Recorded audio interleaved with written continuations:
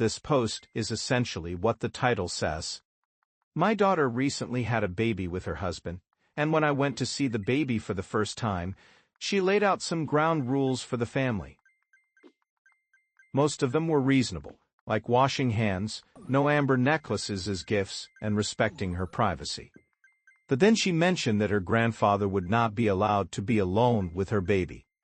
I found this strange and out of the blue, so I asked her to clarify. She simply restated that he was not allowed to be alone with the baby, ever.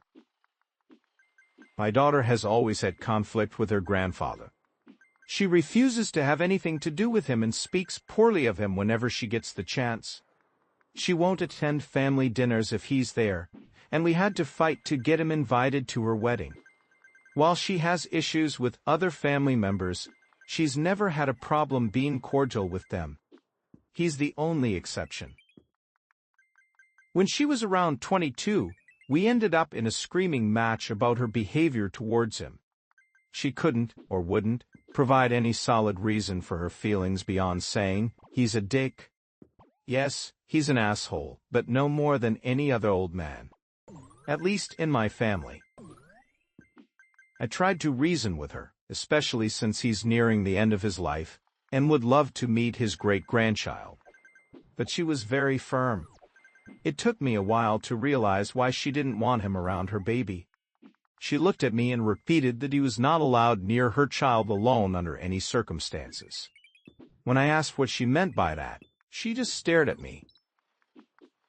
At that point, I started suspecting that he had done something very wrong. When I asked my daughter what he did, she only said, "You know," and I don't want to say it or talk about it. I pressed her again, asking if he had touched her or anything like that. She just got teary-eyed and told me she didn't want to talk about it. I am devastated. I never thought him capable of such behavior. But looking back, there were many things in my daughter's childhood that seemed abnormal, like infections, paranoia, and depression, that I had chalked up to our family's mental health history. I never connected those issues to him. Now, I feel lost. We haven't spoken since that day, and I've been sobbing for hours. I don't know what to do, who to tell, or if I should tell anyone at all. How do I navigate this? I love my daughter very much, but I'm struggling to come to terms with my father's actions. Update: I visited my daughter this morning.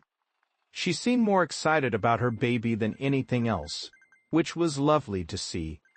I figured she wanted to drop the topic, but I felt it was important to apologize. I told her I was sorry for forcing her grandfather to come to her wedding.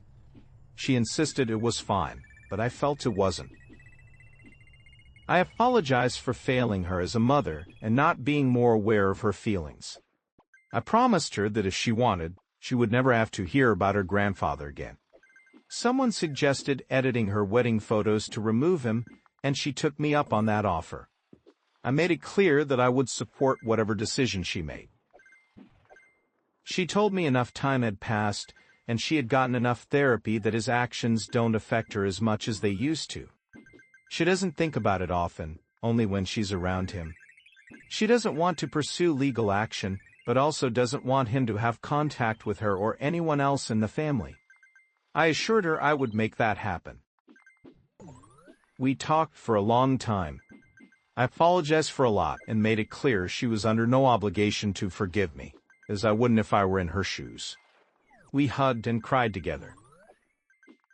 We won't act on anything until she feels comfortable, which she said might take a while since she's very tired and emotional postpartum. I'll quietly ask my mother not to allow my father around any of the children in our family until we sort things out. My daughter gave me permission to tell my mother loosely what happened, and since she's a very private woman, we both felt comfortable sharing.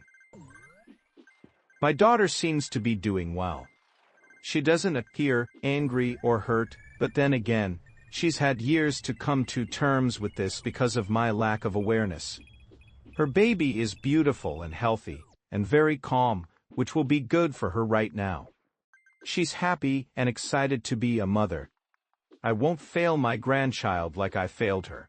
and I will never fail my daughter again. I do want to ask a question, though. To those messaging me with death threats and wishing violence against me, how are you any less of a monster than my father? I posted this story before, but it got removed, possibly because I didn't make the malicious compliance clear enough. So here I am trying again. Back in my early 20s, I worked at a supermarket. I was a pretty reliable employee, never late, often arriving early, and I rarely called in sick. In fact, I hadn't called in sick for 9 months. The last time I did, my manager sent me home. One night I was up all night, swinging between burning hot and freezing cold. I was feverish, and, well, let's just say I was having a rough time. At one point, around 2 a.m., I found myself on the toilet with my head in the sink, utterly miserable. I must have passed out because the next thing I knew, it was 7 a.m., and I was due to start work at noon. Clearly, that wasn't happening. So I called my manager, Steve. Steve had a reputation for being a real jerk. He never believed anyone who called in sick, except for his buddies, usually other managers. He often called in sick himself, but we all knew it was usually because he was hungover. The conversation went like this. "Hey Steve, sorry, I can't come in, I'm sick." "With what?" he snapped. "I don't know, I think it might be the flu. I've been up all night being sick, and I have a fever." "Don't be stupid. If you had the flu, you'd be completely knocked out. I need you in. Come in or you're fired." "I can't. I just told you I can't stop vomiting. I passed out." "Either come in or bring a doctor's note, or you're fired." Here's the thing. In the UK, you can legally self-certify for up to 5 days. That means you can tell your employer you're sick without needing a doctor's note. It's also illegal for them to demand one during that period. I knew this, but I was terrified. This was during the recession, and I couldn't afford to lose my job. So I got dressed, almost passing out in the process, and trudged to the doctor's office, which was a 25-minute walk away. After sitting in the waiting room for over an hour, I finally saw the doctor. She was furious that I had come in. "You're not supposed to come to the doctor's office when you have a cold or flu," she said. I explained what happened with Steve and how he had threatened to fire me. I was struggling as it was. Her anger shifted from me to my manager. She asked if I got sick pay, and when I said yes, she said, "He wants a sick note? Does he? Okay, I'll give him one." Now, Steve just wanted a note confirming I was sick, but my doctor wrote something much more pointed. "My name has come to the surgery because manager name has insisted she come in, despite this being illegal, due to being forced to make this unnecessary and dangerous trip while ill, and having a fever of 39 degrees C. I am signing my name off for 2 full weeks to recover. Had my name been allowed to self-certify as is the law, she might only have needed a few days. However, due to the stress of this situation, she now requires 2 full weeks. She is not to be permitted to work until date 2 weeks later." The doctor mentioned she would have signed me off longer, but this was the maximum she could do without further evidence. So instead of just a few days off, I was now signed off for a full 2 weeks, and I'd be paid for it. When I got to work, one of the duty managers saw me and asked what I was doing there. I explained the situation, and they agreed to help me go to Steve's office. I handed Steve the note. He looked worried and tried to say I wasn't being serious about firing you. Well, when you growled it down the phone, it sure sounded serious. The duty manager declared they were going to drive me home. It was clear Steve wanted to argue, but thankfully, he had the sense to back off. The duty manager drove me home, made sure I was okay, and then returned to work, where they informed our union rep about what had happened. Steve ended up having a disciplinary hearing and received a severe reprimand and a warning. He tried to argue that he never said I'd be fired, but the duty manager backed me up, confirming they heard him admit it. I felt better after a few days and enjoyed my 2 weeks off, fully paid, soaking up the nice weather. Meanwhile, Steve had to work overtime because we were short-staffed. Thanks to my doctor, instead of just a few days off, I got a nice 2-week paid vacation, and Steve received a final warning. All because he insisted I get a doctor's note. Hey everyone, here's the update. I wrote this a couple of days ago, but couldn't post it because it felt too soon. My husband came home around 6 o'clock, and after he ate, I took him to the bedroom to talk. I sat him down on the bed and told him I was worried about him. I wasn't sure how to express my concerns, so I just showed him my original post. When he finished reading, he started crying, like full-on crying. In all the years I've known him, I had never seen a tear roll down his cheek. I held him for a few minutes until he could compose himself, and then he opened up. He shared that he feels the world is in a shitty place right now, especially with us bringing a child into such a stressful time. When I became pregnant, he felt the need to step up and take care of everything. He thought if he doubled down, he could manage it all. But the more he tried, the darker the tunnel got, and he couldn't see an end. He described feeling like he's constantly drowning, with the only breath of fresh air coming during his car rides between home and work. Sometimes the stress is so overwhelming that he throws up but keeps it to himself, pushing through the day. He even pulled out a pack of gum from his pocket and said, "This was for when it happens." I asked him why he couldn't share any of this with me. He said he didn't want to burden me with the truth. He feared that if he opened up, I would stop seeing him as a protector and provider, and eventually stop loving him. Hearing that broke my heart. I had no idea he felt that way. I asked if he wanted to quit his job, but surprisingly, he said the job itself doesn't bother him. It's the added pressure to provide, especially since he was fortunate enough to keep his job during the pandemic, and we have a baby on the way. He admitted that some days he fantasizes about packing a suitcase and running to a tropical island for a week without telling anyone. But then guilt sets in, and he doubles down even more. I suggested he take a trip.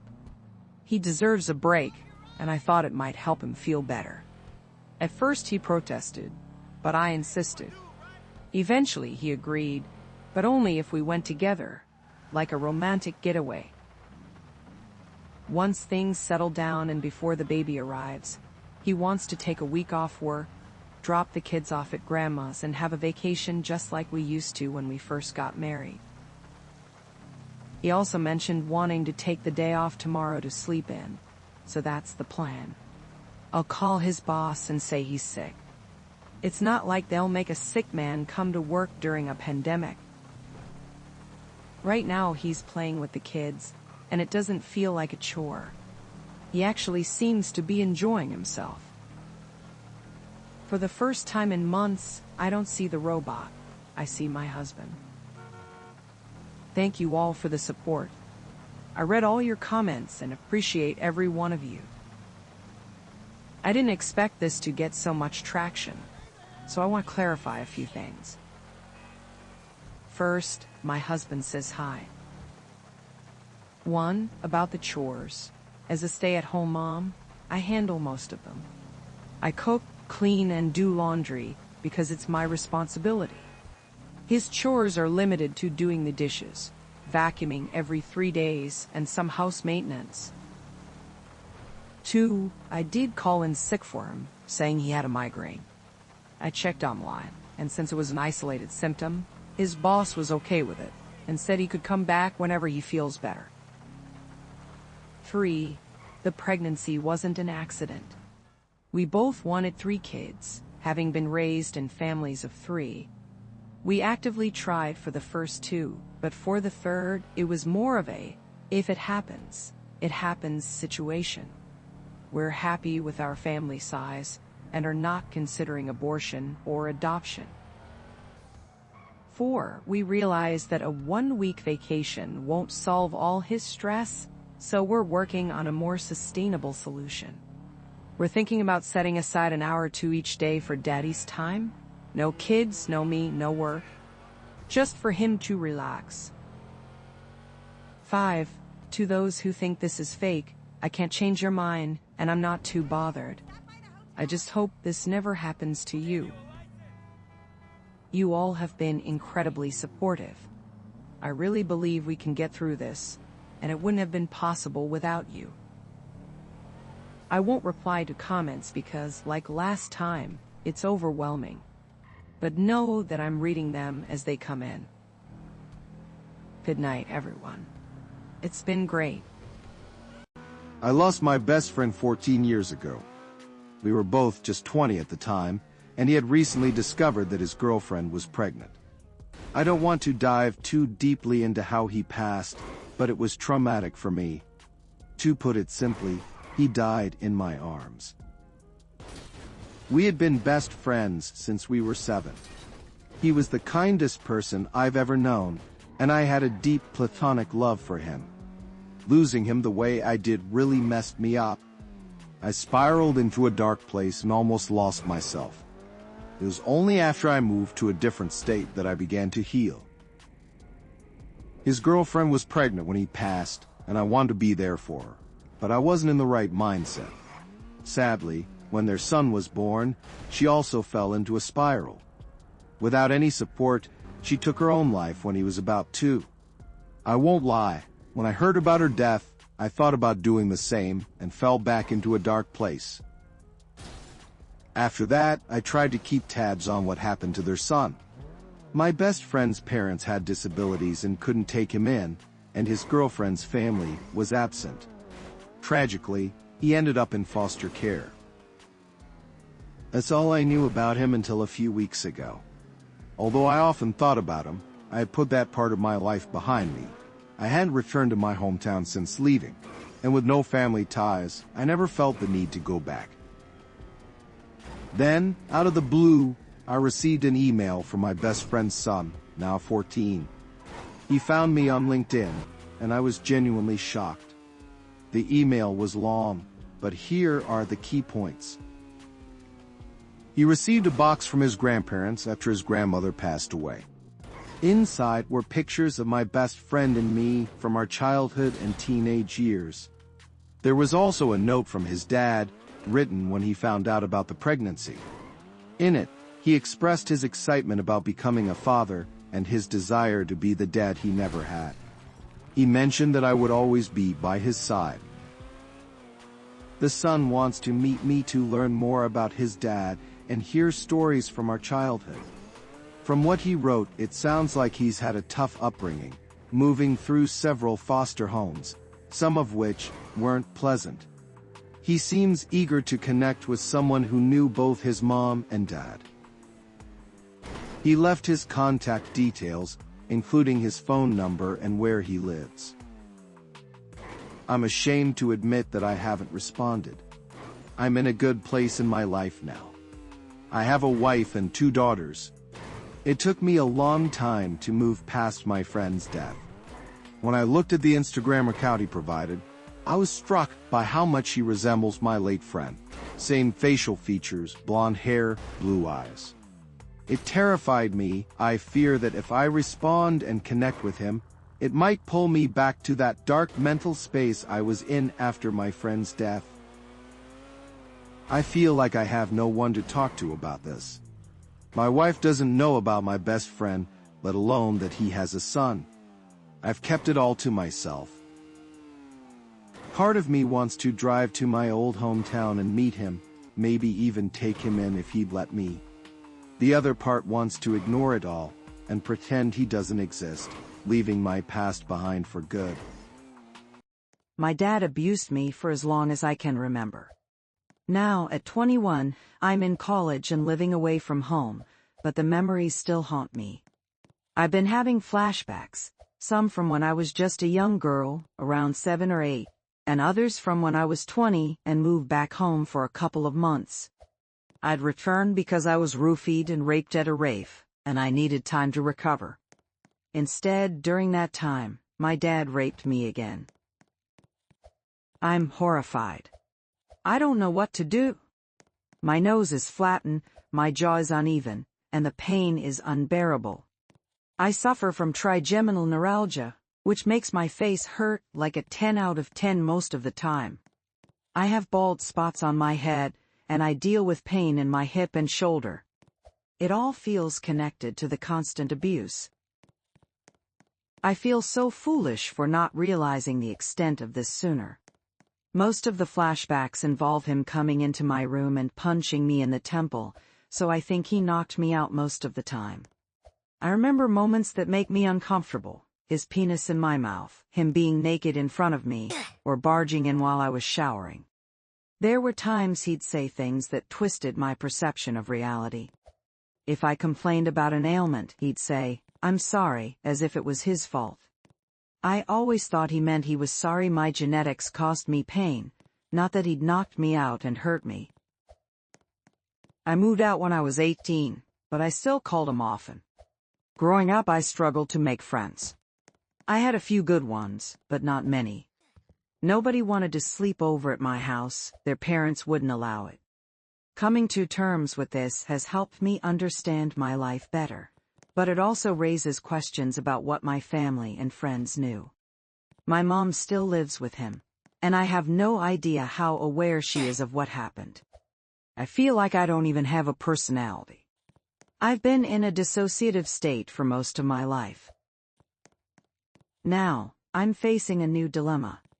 My parents bought me a plane ticket to fly back in 2 weeks for Thanksgiving with them and my brother. When they bought it 5 months ago, I told them I only wanted to stay for 3 days. My dad insisted I stay for 5 and that I leave on a specific date, even though my brother is leaving 2 days before me. That terrifies me. Should I go? I haven't seen my brother in a long time, and I miss him. I miss my mom too. I'm curious about what's going on, but I'm also scared. I don't want to relive the past, and I don't want to dissociate again. The fear is overwhelming.